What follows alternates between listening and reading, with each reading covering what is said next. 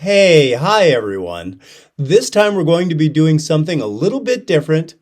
By special request, we have an interview with a well-known author from the United States. Go ahead and follow along with the interview and see what you can understand and see what you might be having a little bit of a difficult time with. We've provided subtitles down below, and we hope that you find this inspiring for you and your student work. Let's begin.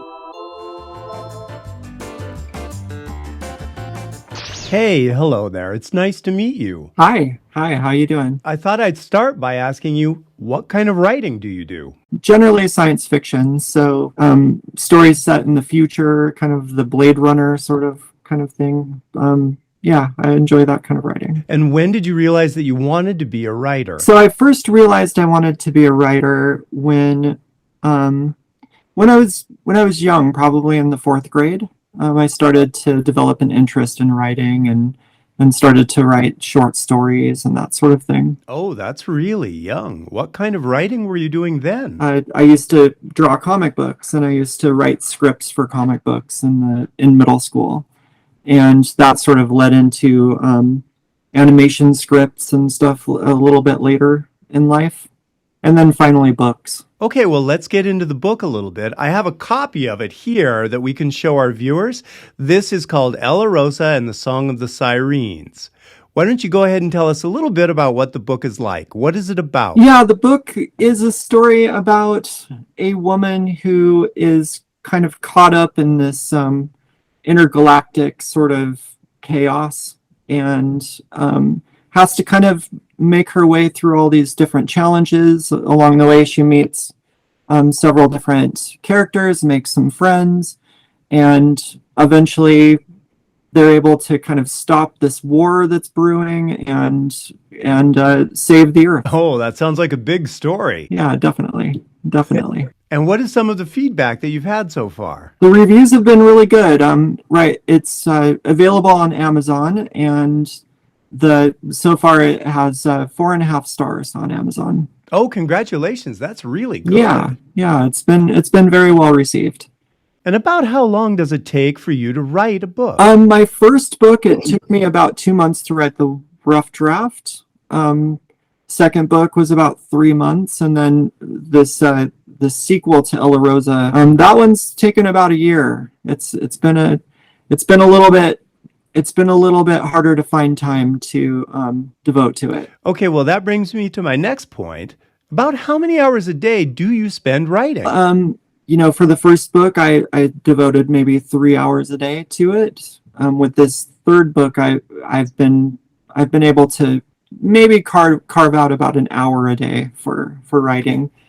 Do you find writing to be energizing or exhausting? It kind of depends. When it's going well and the words are flowing really easily, it's energizing.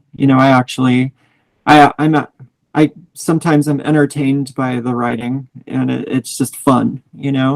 Other times it feels more like work, and the words come a little bit more slowly, and so then it can be kind of exhausting. And do you prefer to write in the mornings or in the evenings?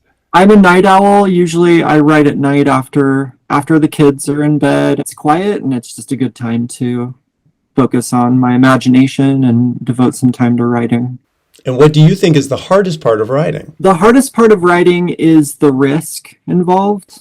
And by that I mean you develop a story in your mind, and you start to invest time in it, and there's really no guarantee that the story is going to unfold the way that you first imagined. So it can get a little bit overwhelming, and the writing can unfold in some surprising ways sometimes. Okay, well, that brings up my next question then.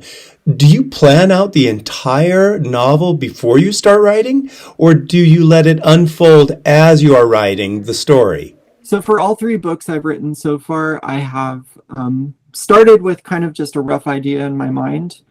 And then I wrote a rough outline, and all it kind of has is plot points in it. So where the characters are going, what they're basically doing.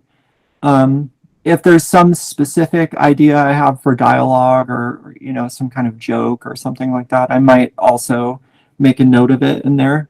But then basically once I have that rough outline, I just kind of write through it and flesh it out. If you could go back in time and see yourself when you were younger, what advice would you give yourself? I would probably tell myself to start writing novels a little bit earlier in life. And I'd also tell myself, like, get busy and start writing now. And do you have any advice now for young people who might be considering writing as a career?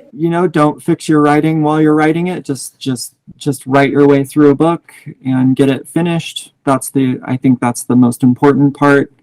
You're not going to write perfect prose as you're going. It's going to be a process of finishing a draft and then revising it, and you might have to go through 5 or 6 revisions before you're happy with it, and that's just part of the process.